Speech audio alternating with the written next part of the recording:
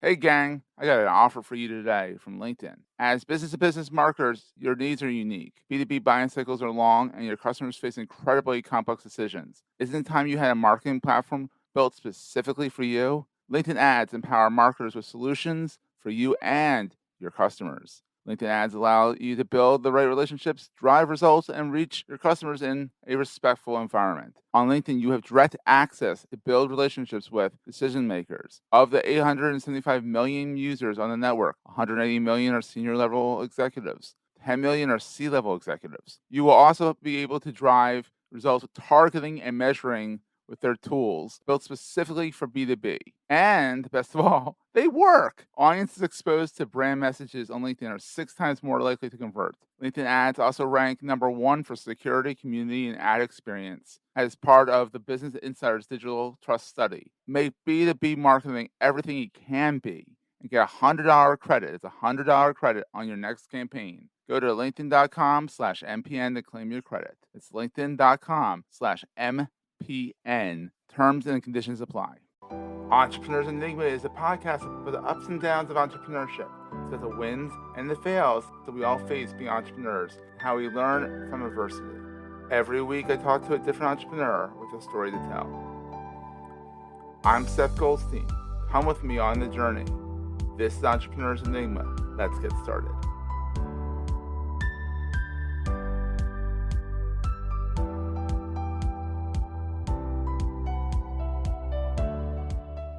Hey, everybody. Welcome to another edition of the Entrepreneurs Enigma podcast. I'm always Seth, your host.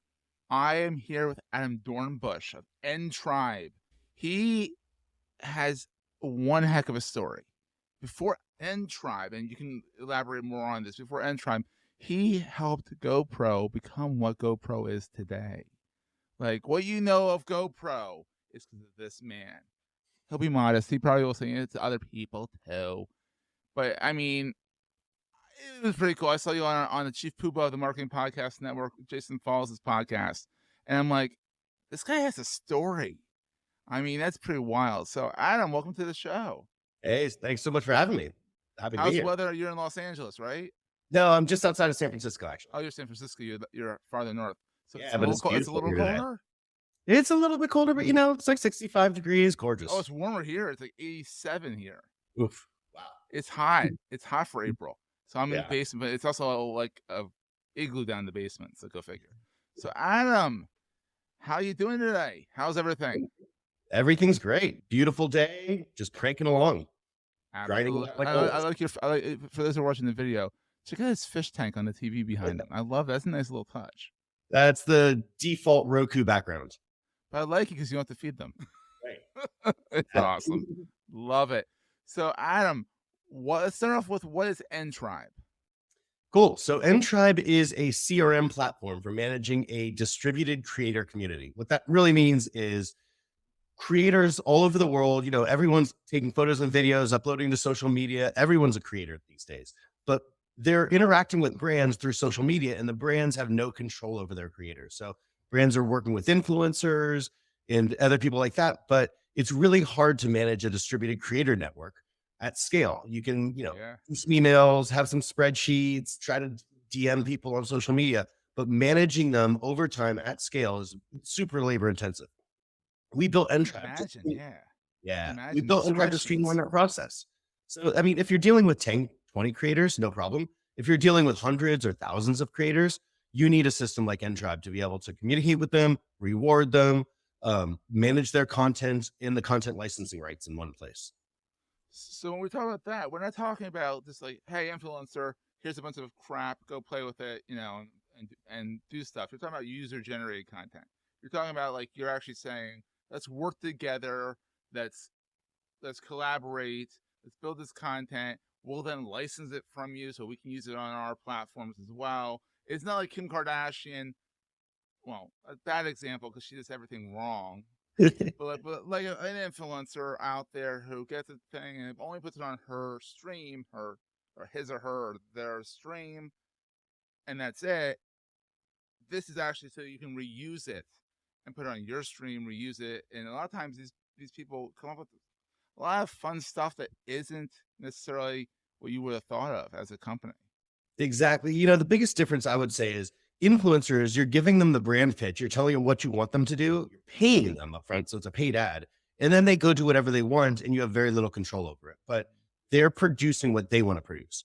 What we're talking about is working with your authentic community, the people that are already engaging with the brand. So people that are already fans of the brand, they might be your employees, your customers, your students, your fans of your sports team, whoever it is, whoever's already part of your community, authentically engaging with them. You're not paying them up front. You're telling them, hey, this is what I'd like you to do. And then you're making their content better because you're giving them tips and tricks of what kind of content is on brand for you. And then you own that content. So you can take that content and use it in any of your marketing materials, not just social media. Billboards, GoPro made a Super Bowl commercial out of one. Yeah. Well, GoPro is also special. I mean, GoPro has their devices strapped to people's heads for crying out loud. Crazy things. I mean, they have a Super Bowl commercial pretty much already there. I mean, with what people do for it. You're right, but I would actually say that like everyone's got a camera phone in their pocket today. Everyone's capturing. What we used to say at GoPro is we capture life's most meaningful moments. And that's true because you're usually at the point of action because it's really an action camera. But more often than not, I don't have my GoPro with me. It's not charged. It's not fired up. When something amazing is happening, I pull out my camera phone. Yeah, that's so true. And when you think about it, I guess you plan more with a GoPro to do something. You like when my dog's acting cute or my kid actually wants to smile at the camera, I grab my phone. I don't even grab a camera anymore. Like, what the heck's a camera? I have a T4i Canon over there that I had when he was born 10 years ago. I used to love that thing, and I don't pull it out anymore because my camera phone is just as good, if not better. And it's on you all the time. It's always there. Unfortunately for most things. Right. So before you started EnTribe, you were at GoPro, and before that, you were at a lot of other places. So give me the lineage. Who's Adam? Well, I never thought I'd end up in user-generated content. Definitely never thought I'd work for a camera company. So rewind, back when I got my start in media, I started some of the first video-on-demand television networks. Netflix streaming, pre all of that. We started up, the first one was Ripe Digital Entertainment, RIPE. And that ended up, blowing up, becoming a pretty big deal. Early days, we're talking 2003, 2004. Then I went over to Starz Encore and I programmed the precursor to Netflix streaming, which was called Vongo, video on the go at the time. And then Netflix actually licensed that from us and got their first. Oh, that's right. First movies. That's right. Because I remember Starz was all that. That's what, everything on Netflix was a Starz thing. Right. It was all Starz, Encore, and Sony and Disney movies, which was through our licenses. So Starz and Encore had the exclusive video on demand subscription SVOD license rights to Sony and Disney movies. And that was the first ones that Netflix ever got because they licensed it from us. And I was the head of a license of a license. Correct. Wow. Early days. And this is 2005 to 2007. Then I went on to Tribeca Film, a couple other stops, Access 360 Media.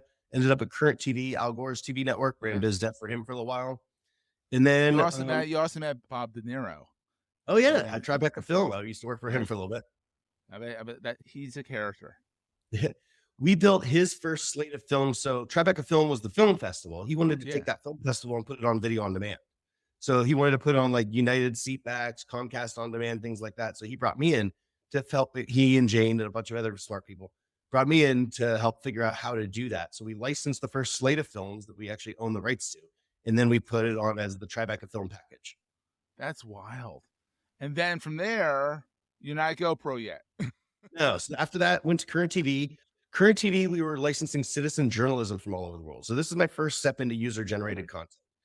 And so all over the world, people capturing what's cool, what's happening on the ground, Afghanistan, Iraq, wherever. Send it to us. We'll put it on TV and video on demand. And so we had a channel low on the cable dial, but it was, on Time Warner, Comcast, Dish, Direct. And it was a groundbreaking TV network. We ended up selling to Al Jazeera for $500 million. Not a bad exit. It's not a bad exit. Yeah, just small now. All did pretty well on that. And Joel Hyatt was really running the ship at that point. So they were business partners. And then I went over to GoPro. So Nick tapped me and said, hey, you know how to license user-generated content better than anyone right now. We need to do that at a bigger scale. We need to like blow this thing up because you're licensing, I think at the time I had about 2,000 creators around the world. He said, that's great. I want 100,000 creators. How do we It's a manage little that? ambitious. It's a little ambitious, yeah. We're going to take a quick break, hear from our sponsors, and get right back to the show. Support for this show and all the other shows on the Marketing Podcast Network is provided by Memento. If you have your own podcast, you know how hard it is to produce and get all the cool little clips out and all that stuff. Promoting is half the battle. What if you could upload your episode, video or audio, and have AI pull out all the best moments for you to use in social media? Well, you can with Memento. Upload the video or audio, review the recommended clips, click the couple of buttons, customize the colors, fonts, and hit save. Instantly, Instagram Reels, YouTube Shorts, Facebook, and LinkedIn posts all materialize before your eyes, all with video and audio embedded for dynamic promotions that drive people to the episode. And the AI kicks out show notes, even transcripts, and even social media captions. All you have to do is review and post them. Because you listen to this show, you get a free trial of Memento to test for yourself. Go to bit.ly/Memento MPN and sign up today. It's bit.ly, bit.ly/Memento MPN. And at the time, they had never really licensed user-generated content at GoPro. This is 2 years before they IPO'd, so this is roughly 10 years ago. Wow. And so I came in and I said, all right, let's figure out how we're going to do this. And we didn't have the tech that EnTribe has at the time. So we had to patch things together. We still were using a lot of spreadsheets to manage our creators, but we've partnered with a company called Vidlet for the upload widget and a couple other things. It was a real patchwork solution of this team could help us reward, this team could help us upload. We're managing the rights in the background with our legal But that's team. what you do at the very beginning. That's what you do. Sure. You mix and match, and then eventually you say, we need to build a whole package. Right. We had to figure out the process. We had to figure out what we didn't know at the time. Exactly. So fast forward, you eventually left GoPro, you started up EnTribe, you got rid of the spreadsheets, you made everything, you streamlined the process. I mean, you really saw an issue that needed to be resolved, and you filled it. And the hardest part was really managing the creators. So the content, there's a lot of digital asset management systems or DAMs out there. There's a lot of communication tools out there, but managing creators at scale with their content and the licensing rights all in one place and being able to reward them as well, that didn't exist. So we were trying to figure out how to do that at scale and make it easy for any brand to do it internationally, wherever that creator is. Let's be able to communicate with them at scale and track it over time. Because once you lose that creator communication, so the influencer model is really a one and done model. You work with an influencer once, you pay him once, it's done. If you want to do it again, you have to start the whole process over again. This is, you're starting to build a creator network, which you can retap over time, and it's a snowball effect. So every time you engage your creators, you get more and more and more. And the content and the quality. And you get to keep it too. Right, and you get to keep it. Which is kind of nice. Unlike when you accidentally use a image that you didn't license and they charge you $2,000, and not that I'm bitter or anything like that, but and they don't let you then keep the image at that point. They're like, you just made a mistake. So at least here, this is all above board, is my point. And, everyone's getting paid, everyone's happy, and that's really neat. And to your point about keeping it, so one of our longest and largest tech giants, they're actually one of the top 5 in the world. I'm not allowed to name them, but they do have a camera phone. Hint. Yeah. Yep. Anyways, they've been a client of ours for about 4 years, and they use us for a lot of their commercials, and they have a massive archive of content that they have different marketing initiatives every single week. And so they're just reaching back into that archive, and we've got AI and a bunch of other meta tagging and things like that. Mm-hmm. Some really deep tech on the data warehouse side to help them find that content quickly. So they have millions of assets that they can go through, find the content that matches their marketing initiatives, pull them out, and they don't have to re-engage the creators to relicense it. They've got the licensing rights already attached to the images, so they know that they can use it. That's brilliant. All right, so to get into the whole thing of the entrepreneurial journey here, what has been the best thing about being an entrepreneur versus being part of the larger, or I guess, the organization? I would say organism, same thing. There's a lot of pros and cons of being part of a large organization. That's the next question too. Is going to be what keeps you up at night? So you can work. All right, Yep, I'll start off with the benefits. The flexibility, being able to pivot on a dime, being able to move quickly and iterate fast is definitely the biggest advantage. Large organizations just can't move quickly. There takes a lot of buy-in from a lot of different teams, as well as you've got a lot of people to report into. I do have investors who ultimately I do have to report to, but Yeah. ultimately these are my decisions and I control the board. So I get to pivot and I get to move nimbly. That's So great. Yeah. you still have some responsibility of those decisions, but it doesn't hold you back from doing it fast. That's fantastic. So then what keeps you up at night? Hey, resources, those are the biggest issues is you're always strapped for resources. It's a very big give and take of, do you spend your resources here or there? You got to protect your employees. You got to protect people are usually your biggest cost Yeah. but they're also your biggest asset. So you want to hire the best, you want to get the best talent, you want to pay them appropriately, but it's also very taxing on a small company. So It is. there's a lot of give and take, and it's just resource constrained. Larger organizations have what feels like infinite resources at the time. It feels like it. And they have their own issues. Being bigger, they can't move. They're more like moving the Titanic around the iceberg instead of going through the iceberg. Yep. I guess that's a good analogy. I guess that works. Yeah. All right. So here's the question of the podcast, the big one.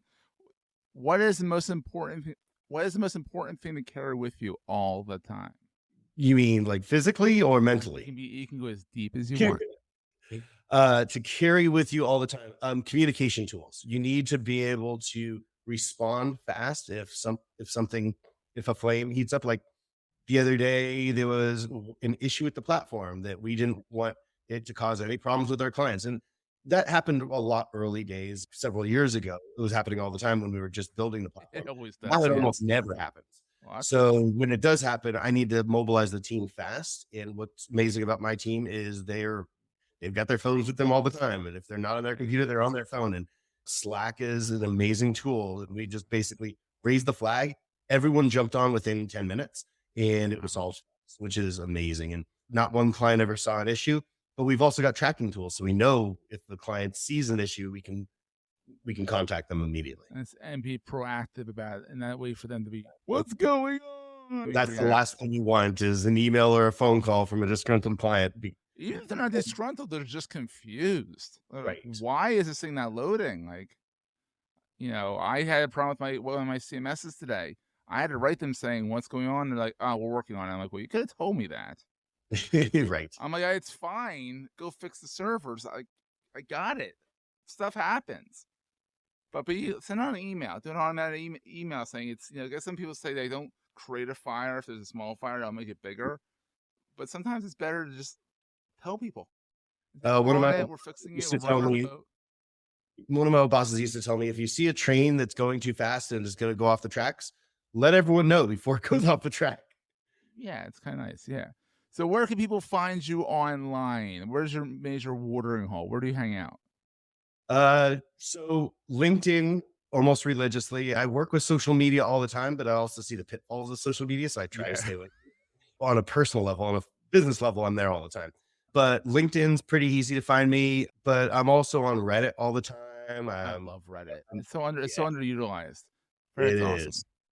And I've got a bunch of WhatsApp app groups where I get a ton of information from in different veins. It's highly specialized. And then Slacks, from a business perspective, it's super valuable.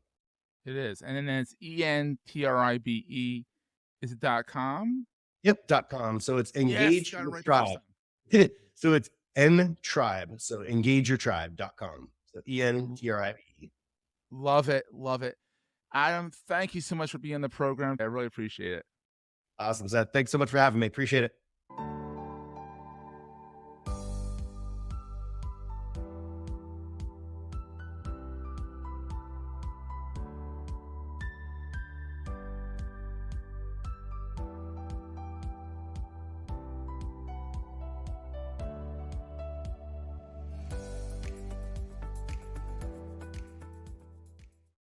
Goldstein Media hopes to have enjoyed this episode. This podcast is one of the many great shows on the MPN Marketing Podcast Network.